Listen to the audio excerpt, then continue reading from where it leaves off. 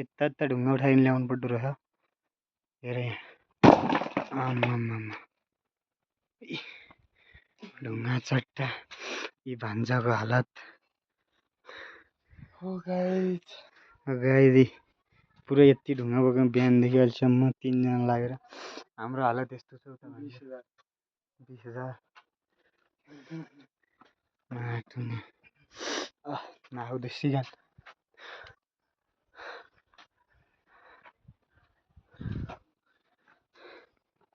हाम्रो दोस्त भने यो हो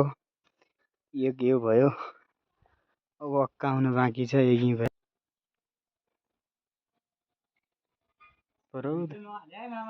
भान्जा आया नै भान्जा आया छन् क्या हाल्नु पर्यो त क्या पो त हाले किन अर्को भने क्या चोर्या नै यत्रा घन्टा टिकटकमा हाल्दिनु नै उसमा हाल्छु युट्युबमा हाल्दिउँ ल